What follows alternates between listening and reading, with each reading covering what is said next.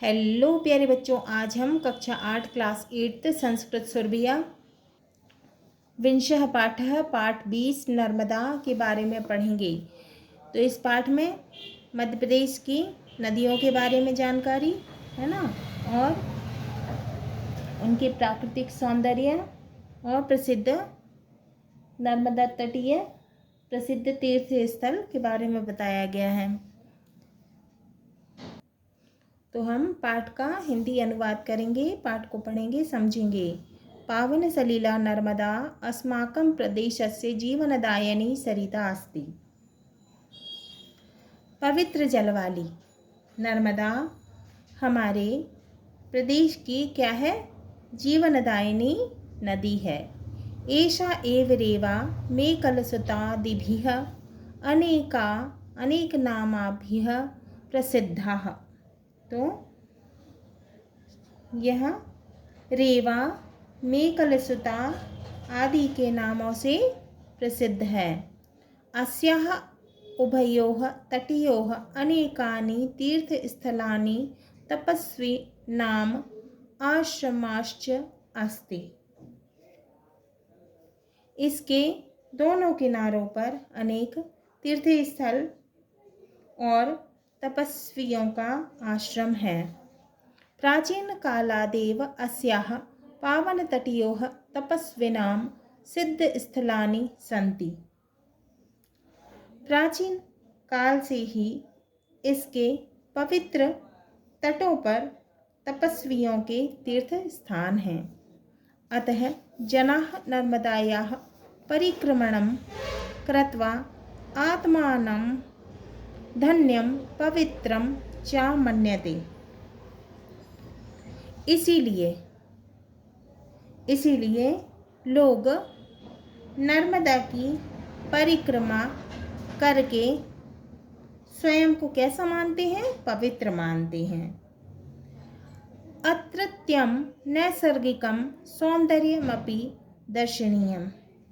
यहाँ का प्राकृतिक सौंदर्य कैसा है? देखने योग्य है, बहुत ही सुंदर जगह है ना। तो यहाँ का प्रकृति की सुंदरता कैसी है? देखने योग्य है। अनूपपुर मंडले अमरकंटकम नाम पर्वतोस्ति। अनूपपुर जिले में क्या है? अनूपपुर जिले में अमरकंटक नाम का पर्वत है। कहाँ पे है? अनूपपुर जिले में अमरकंटक नाम का पर्वत है। तत एव नर्मदा प्रादुर्भवति। तदनन्तरम एषा गहनारण्येषु उत्तुंगपर्वतेषु च भ्रमणं कुर्वन्ती डिंडोरी मंडलम प्रविशति।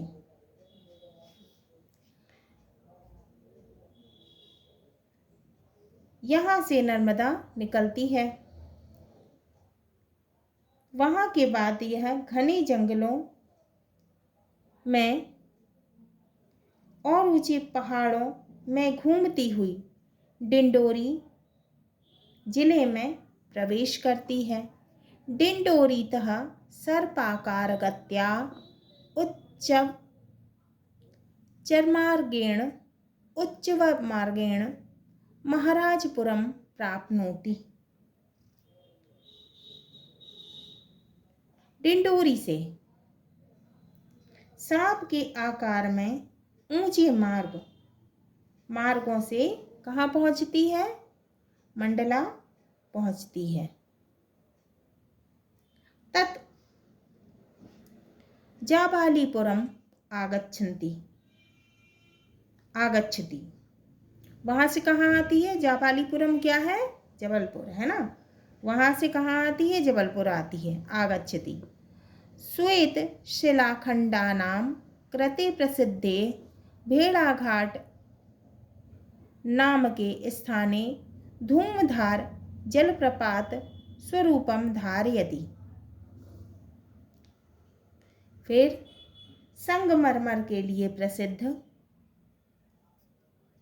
भेड़ाघाट नाम के स्थान पर धुआंधार जलप्रपात का रूप धारण करती हैं। तत् अवलोकनार्थम बहवः पर्यटकाः अत्र आगच्छन्ति। उसे देखने के लिए यहाँ बहुत से पर्यटक आते हैं। जाबालीपुरम ब्रह्मांड घट्टम आयाति ततः अनेक क्षेत्राणि पावयन्ति इदम नर्मदापुरम प्रविशति। तो ये देखो, ये अमरकंटक का चित्र दिख रहा है ना, और ये धुआंधार जलप्रपात दिख रहा है ना। पानी जो है ऊपर से नीचे गिरता है तो ऐसा लगता है जैसे कि धुआं हो, है ना। और ये क्या है, भेड़ाघाट का चित्र है। तो जबलपुर से बरमान घाट आती है। यहाँ से अनेक क्षेत्रों को पवित्र करती हुई होशंगाबाद नर्मदापुरम में प्रवेश करती है। अत्रत्यम सेठानी घाट इति स्थानम प्रसिद्धम।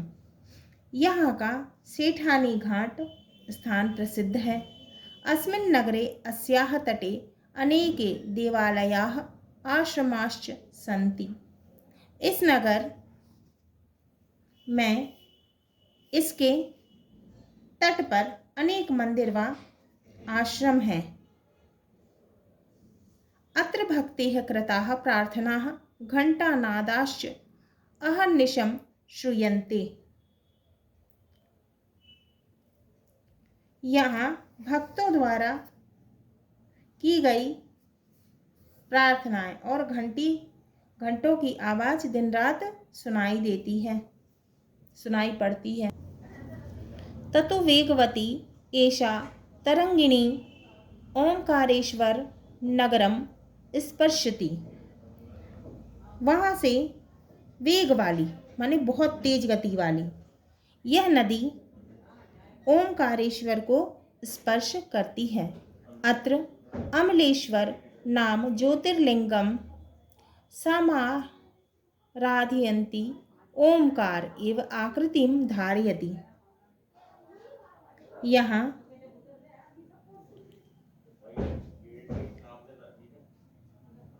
ममलेश्वर नाम के ज्योतिर्लिंग की आराधना करती हुई ओंकार के समान आकृति धारण करती है। अत्रैव आदि शंकराचार्यस्य गुरोः गोविंदपादाचार्यस्य पवित्र स्थानम अप्यस्ति। यहीं पर आदि शंकराचार्य के गुरु गोविंद पाद आचार्य का पवित्र स्थान है। ततः मंडन मिश्रेण मंडितम मंडलेश्वर नगरमपि एषा मंडयति। वहाँ से मंडन मिश्र द्वारा सुशोभित मंडलेश्वर की भी यह शोभा बढ़ाती है। मंडलेश्वर नगरात महाराज्ञा अहिल्या सेविते महिष्मती नगरे अस्याः अतिविस्तृतं रूपं दृश्यते। मंडलेश्वर नगर से महारानी अहिल्याबाई द्वारा सेवित महेश्वर नगर में इसका कैसा रूप दिखता है? अति विस्तृतम रूपम दृश्यते। इसका कैसा रूप दिखता है? बहुत विस्तृत रूप, बड़ा रूप दिखता है। मंडलेश्वर नगरात महाराज्ञा अहिल्या सेविते महिष्मती नगरे अस्याः अति विस्तृतम रूपम दृश्यते। महेश्वर नगर से महारानी अहिल्याबाई द्वारा सेवित महेश्वर नगर में इसका कैसा रूप दिखता है? विस्तृत रूप दिखता है, बड़ा रूप। पश्चात खलघाटे शूल पाणेश्वर रादीनी स्थनानि सिंचयन्ति सा गुर्जर प्रान्तस्य भृगुकच्छ नगर समीपे अरब सागरे विलीयते।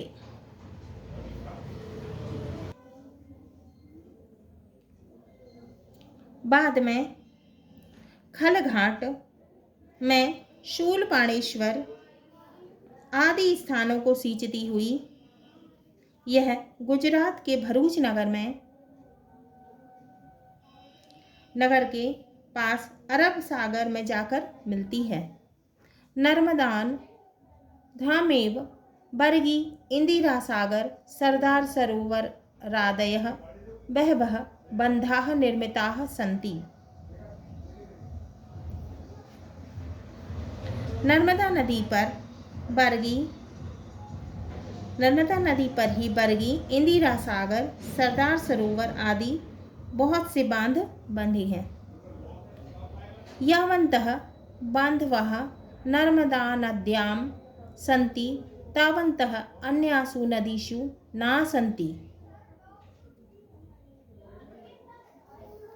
जहाँ तक नर्मदा में बांध है वहाँ तक अन्य नदियों में नहीं है। एभिः बन्धेः विद्युत्पादनं, भूमि सेचनम, जल परिवहनम, अभयारण्य निर्माणम, पर्यटन स्थल निर्माणम इत्यादयो विविध लाभाः भवन्ति।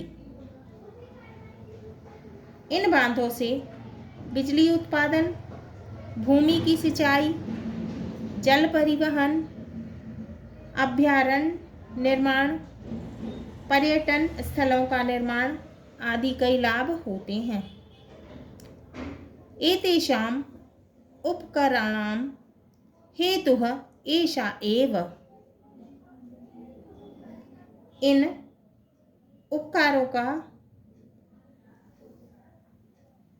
यही कारण है, उपकरणों का यही कारण है। एषा नाम स्मरण मात्रेण पापम अपाकरोति। यह नाम लेने मात्र से पाप दूर होते हैं। यह नाम लेने मात्र से पाप दूर करती है ना। पुराणेषु अस्याः बहुविविध महात्म्यं प्रतिपादितम्। पुराणों में इसका कई प्रकार से महत्व बताया गया है। कालिदासेनापि मेघदूते अस्याः सौंदर्यं महात्म्यं च वर्णितम्। कालिदास ने भी इसका मेघदूतम में बड़ा महत्व बताया है। धन्या एषा भूमिः यत्र रेवा राजते। जहाँ यह भूमि धन्य है जहाँ नर्मदा नदी बहती है। शब्दार्थः सिद्ध स्थलानि का मतलब है सिद्ध भूमि, तीर्थ स्थल है ना। अत्रत्यम का अर्थ है यहाँ का। उत्तुंगम का मतलब है ऊंचा। उच्चावच मार्गेण का मतलब है ऊंचे नीचे मार्गों से, रास्तों से। मार्ग माने रास्ता है ना। सर्पाकार गत्या का मतलब है वक्र गति से। महाराजपुरम का मतलब है मंडला का प्राचीन नाम। प्राप्नोति का मतलब है पहुँचती है। श्वेत शिला खंडानाम का मतलब है संगमरमर चट्टानों के। धूमधारः का मतलब है धुआंधार। ओमकार इव का मतलब है ओमकार के समान। ब्रह्मांड घट्टः का मतलब है बरमान घाट का प्राचीन नाम। महिष्मती नगरम का मतलब है महेश्वर नगर का प्राचीन नाम। भृगुकच्छ नगरम का मतलब है भरूच नगर का प्राचीन नाम। हाँ तो बच्चों, ये हमारा विंशः पाठः पाठ 20 नर्मदा पूर्ण हुआ। अगले वीडियो में हम इसके प्रश्नों के उत्तर को, क्वेश्चन आंसर को सॉल्व करेंगे।